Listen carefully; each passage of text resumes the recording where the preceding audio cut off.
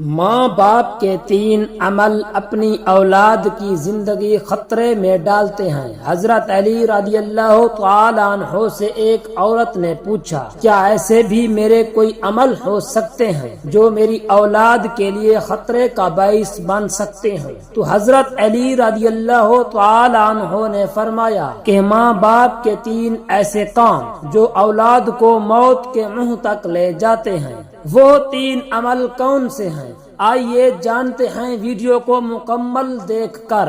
بسم اللہ الرحمن الرحیم۔ السلام علیکم ورحمۃ اللہ۔ مسلم شریف کی حدیث میں یہ بات روایت ہے کہ حضرت محمد صلی اللہ علیہ وآلہ وسلم نے فرمایا، اگر میں ماں باپ کو اس دنیا میں زندہ پاتا اور اگر میں عشاء کے فرض پڑھ رہا ہوتا اور میرے ماں باپ میں سے کوئی مجھے آواز دیتا تو میں نماز چھوڑ کر انہیں لبیک کہتا۔ ایک دفعہ حضرت علی رضی اللہ تعالی عنہ اپنے حجرے میں موجود تھے کہ ایک بوڑھی عورت آئی اور عرض کرنے لگی کہ اے امیر المؤمنین، میری 2 ہی اولادیں ہیں، ایک بیٹا اور دوسری بیٹی، وہ دونوں ہی نافرمان ہیں اور وہ دونوں اکثر بیمار رہتے ہیں۔ میری بیٹی کا رشتہ لینے کے لیے کوئی تیار نہیں اور بیٹے کو کوئی رشتہ دینے کے لیے تیار نہیں، میں ایسا کون سا عمل کروں جس سے ان کی زندگی میں برکت آئے، وہ عمل انہیں نفع دے اور وہ میری نافرمانی بھی نہ کریں، اس سے صحت یاب بھی ہو جائے؟ میں ایسا کون سا کام کروں کیونکہ وہ دونوں نافرمان ہیں، میرا کہا نہیں مانتے، میرا بیٹا شراب اور دیگر گناہ بھی کرتا ہے، وہ دونوں دین اسلام سے مطابقت نہیں رکھتے، اے امیر المؤمنین مجھے کوئی ایسا عمل بتائیں جس سے وہ دونوں راہ راست پر آ جائیں، دونوں کے رشتے بھی ہو جائیں، وہ فرما بردار بن جائیں اور دونوں صحت مند بھی ہو جائیں۔ حضرت علی رضی اللہ تعالی عنہ نے اس عورت سے فرمایا کہ ماں باپ کے 3 ایسے گناہ جن کی سزا اولاد کو بھی ملتی ہے، وہ 3 عمل ایسے ہیں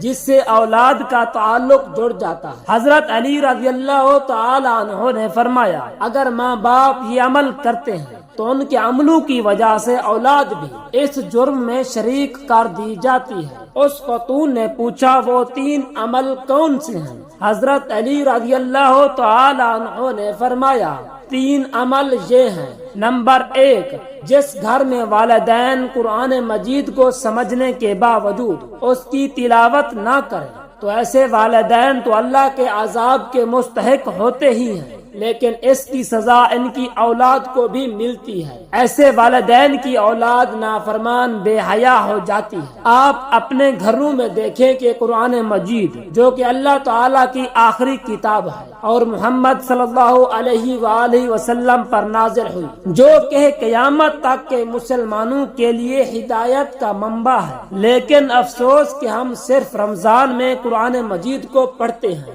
یا پھر جب کوئی فوتگی ہو جائے۔ قرآن مجید ہمارے گھروں میں موجود ہوتا ہے اور اس پر دھول جم جاتی ہے، مگر ہم اسے کھول کر پڑھنے کی کوشش نہیں کرتے۔ انہیں چاہیے کہ اس مقدس کتاب کی تلاوت کریں تاکہ ہمارے گھروں میں اللہ تعالی رحمتیں اور برکتیں نازل فرماتا رہے۔ جو ماں باپ قرآن کو سمجھنے کے باوجود نہیں پڑھتے، ان کی اولادیں بے حیا اور تنگ دست ہو جاتی ہیں۔ نمبر 2، امیر المؤمنین حضرت علی رضی اللہ تعالی عنہ نے فرمایا، جس گھر میں ماں باپ روزانہ لڑتے ہیں اور ایک دوسرے کو گالیاں دیتے ہیں، جہاں گالیاں دی جائیں وہاں شیطان ہی ڈیرے ڈالتے ہیں، فرشتے نہیں، اور شیطان ان کو ہر وقت بھڑکاتے رہتے ہیں۔ آپ خود سوچیں کہ جس گھر میں ہر وقت شیطان کا بسیرا ہو، فرشتے وہاں نہ آئیں، تو ایسا گھر تو جہنم ہی ہوگا، کیونکہ فرشتے تو یہودیوں اور مشرکوں کے گھروں میں نہیں آتے۔ حضور اکرم نور مجسم صلی اللہ علیہ وآلہ وسلم کا فرمان اقدس ہے کہ ایک دوسرے کو گالیاں دینا اسلام میں حرام ہے۔ والدین کو دیکھ کر اولاد جوان ہوتی ہے، جیسا طرز عمل والدین کا ہوگا اولاد بھی ویسے ہی ہوگی۔ جن بچوں نے ساری عمر اپنے والدین کو لڑائی جھگڑا کرتے گالیاں دیتے دیکھا تو ایسی اولاد سے والدین کیسے توقع رکھ سکتے ہیں کہ ان کی اولاد فرما بردار ہوگی؟ اس لیے حضرت علی رضی اللہ تعالی عنہ نے فرمایا کہ ماں باپ کو چاہیے کہ دین اسلام میں بات چیت کے جو طریقے بتائے گئے ہیں ان پر عمل کریں تاکہ ان کی اولادوں کو تربیت درست طریقے سے ہو۔ اس طرح آپ کی اولادیں نافرمان اور بے حیا نہیں ہوں گی۔ اپنے گھروں میں نیکی کی باتیں پھیلائیں، اپنی اولاد کو نیکی کا درس دیں۔ اپنی بیٹیوں کو حضرت فاطمہ الزہرا رضی اللہ تعالی عنہا اور حضرت عائشہ صدیقہ رضی اللہ تعالی عنہا کے واقعات بتایا کریں، ان کے طرز زندگی کے متعلق بتایا کریں تاکہ ہماری بیٹیاں باحیا اور پردہ دار ہوں۔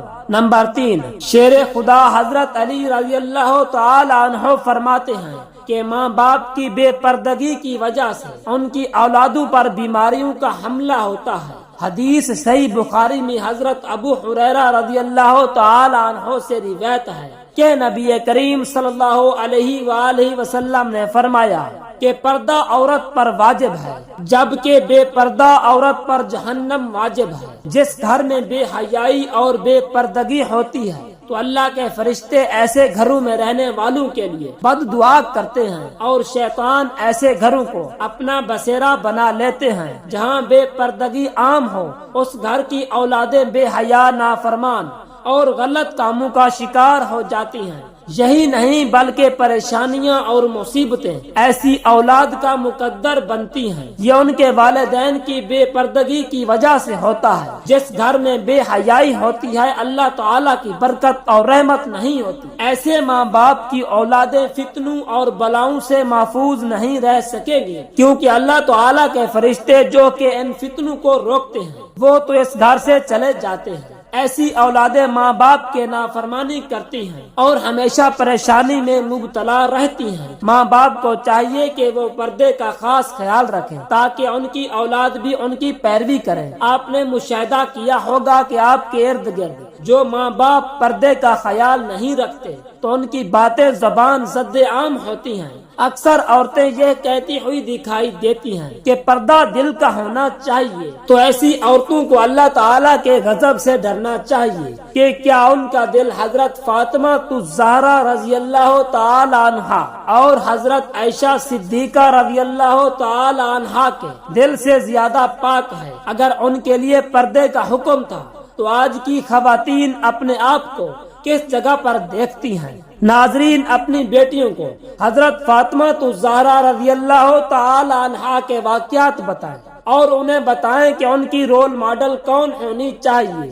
آپ کو حضرت فاطمہ الزہرا رضی اللہ تعالی عنہا کا ایک واقعہ سناتے ہیں۔ شادی کے بعد نبی کریم صلی اللہ علیہ وآلہ وسلم حضرت فاطمہ کو گھر لے جا رہے تھے، پھر راستے میں ایک نابینا صحابی بیٹھے ہوئے تھے۔ آپ رضی اللہ تعالی عنہ نے اپنا چہرے کو ڈھانپ لیا۔ نبی کریم علیہ الصلوۃ والسلام نے فرمایا، بیٹی فاطمہ، یہ صحابی تو نابینا ہے، آپ نے کیوں چہرہ ڈھانپ لیا؟ تو حضرت فاطمہ رضی اللہ تعالی عنہا نے کہا کہ بابا جان، مجھے غیر محرم سے پردے کا حکم دیا گیا ہے، نہ کہ ان افراد سے جن کو نظر نہیں آتا۔ ناظرین، یہ یہودیوں کی چال ہے کہ مسلم معاشرے میں جدت کے نام پر بے حیائی کو پروان چڑھایا گیا، لہٰذا اس دور میں جتنا ہو سکے اپنی اولاد کو صحابہ کرام اور اہل بیت کی زندگیوں کے متعلق بتائیں۔